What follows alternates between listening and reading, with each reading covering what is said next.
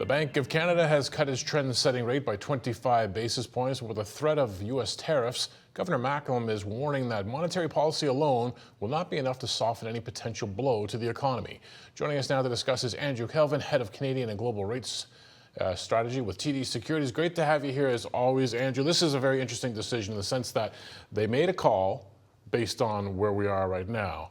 Now they have to try to figure out the path forward, and we just don't know. Let's start with today's call. Yeah, I mean, thank you for having me. Always a pleasure to be here. It was a really interesting one because I can't quite think of another period of time where a central bank was having to make a decision mere days before the underpinnings of the economy may or may not change in dramatic ways.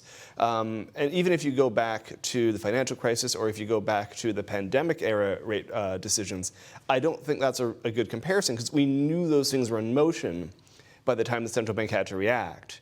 Now we have this sort of very binary world that we face where on one hand, and this was reflected in the communique, like the Canadian economy has actually been performing all right of late. The bank talked about the risks around their inflation outlook being balanced. They maintain a fairly constructive outlook for 2025.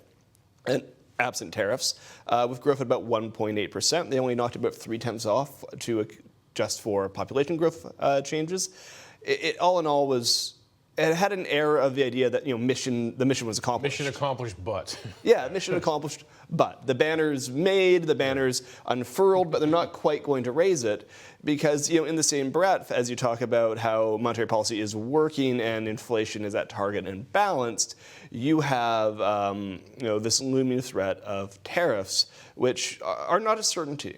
You'll recall that originally, the tariffs were supposed to happen on Inauguration Day, and then that didn't happen, and they were punted to February 1st, and maybe they'll be punted to March 1st.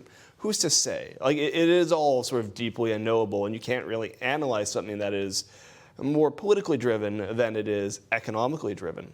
The bank noted that it would test the resilience of the Canadian economy if you were to see tariffs imposed on all exports to the United States. They had a nice box in the NPR sort of unpacking some potential impacts on the Canadian economy from such a trade war. They were talking about cutting growth cumulatively over 2 years by about 4%. And while they said they will have to react to the data as it comes, if you're going to have a 4% growth hit, you're almost certainly going to see easier monetary policy, no matter what happens on the inflation side, due to retaliatory tariffs. So you put it all together, it really could be summed up as mission accomplished, but they also ended their quantitative tightening program, which signals another sort of step towards normalcy. And I think in both these instances, future rate decisions become highly, highly dependent on the data. So if we don't have a tariff announcement, certainly the door is open to a pause in March. I don't know if that would be the decision they'd make. It will really depend on the next 6 to 8 weeks, or 6 weeks of data. But it does seem that they're of the view that absent a shock from south of the border, they're pretty close to done with this cycle. Let's talk about that possible shock from south of the border. You said the decision was fascinating, the NPR was fascinating, the speech at the beginning of the press conference fascinating. This line really stuck out to me when Governor Macklem said, however, with a single instrument, our policy interest rate, we can't lean against weaker outputs or weaker economy and higher inflation at the same time. Sounds like they need to make a choice. And from what you were saying earlier, Anne, that you think the choice will be, we got to lean against the weaker output, the weaker economy.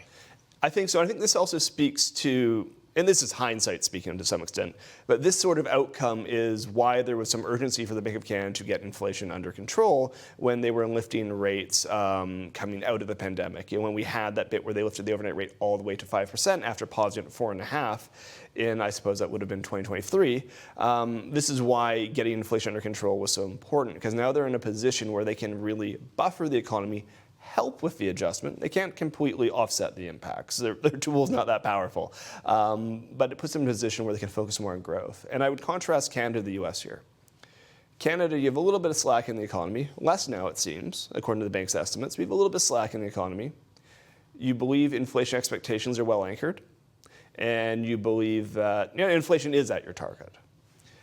You can afford to focus more on the growth aspects. If inflation were to be 2.8%, let's say, just hypothetically throwing a number out there, if inflation expectations were not well anchored, the decision would be a little bit less clear cut. And in the United States, is the case, where first off, tariffs will have less of an impact on U.S. growth. Still be an impact, but less of an impact. They're looking at an economy that's at about full capacity. With inflation, it's a little high. So if you're the Fed, the tariff impacts on inflation are probably more important than the employment and growth impacts. But the BoC, because you have those well-anchored inflation expectations because you did your job coming out of the pandemic, maybe a little bit late, we can argue about that, but at the end of the day, inflation came back to target. They're in a position where they can support the growth side of the economy. Now, if we take it back to our currency and we're trying to think about what might happen, and even apart from central bank policy divergence, which you and I have discussed quite a bit over the past couple of years, but if we do end up with tariffs and you do end up with this impact on the Canadian economy, we're already sub 70 cents. Well, what does it all mean for the loonie? It can weaken further. One of the things, like when I speak to people about where the currency is and talk about central bank divergence, one of the first pieces of pushback I'll always get will be around, well, the bank can't cut with the Fed on hold because it'll weaken the currency. And there's an element of truth to that. It does limit the degree to which you can diverge. But in an environment where you have fundamental changes to the underpinnings of the Canada-US relationship, that's going to fundamentally change the tolerance the Bank of Canada has for a weak Canadian dollar. If the Canadian dollar is falling for no good reason, the Bank of Canada might have a problem with it. If the Canadian dollar is falling because there's a huge trade war with the United States, they're going to be a lot more tolerant of it. Now, we look for dollar CAD at 148. That's our forecast for Q1. That's about a 67.5 cent dollar.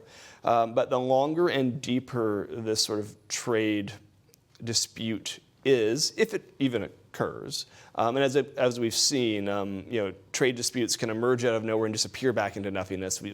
The dispute with Colombia was all over in about 12 hours. I think I learned about it, then it was over within the next minute. I was like, oh, look at that, I haven't been paying attention, it's done. Yeah, scrolling through is like, oh, tariffs on Colombia. Oh, no more tariffs on Colombia. So it makes it difficult for the Bank of Canada to fully adjust because they won't know how long this dispute will be in place for. But the longer this goes for, we have this forecast for dollar CAD at 148. I think that's justified just by where differentials are today. If you're going to have a much weaker degree of output in the Canadian economy, you're going to increase the degree of divergence between the two central banks. Like, there's nothing to say we can't fall below that 67.5 cent forecast. Well, quickly, I want to end on, I guess, a bright note, and you hinted at it earlier. If we don't get any tariffs, if we do not end up in a trade war and it all just sort of goes away, as you pointed out, the governor laid out, we're sort of in a good position. It really feels like they're pretty close to where they would want to be. Now, that's not to say that this would be the last rate cut in that scenario. Our growth forecast is a little bit weaker than the Bank of Canada's growth forecast for 2025.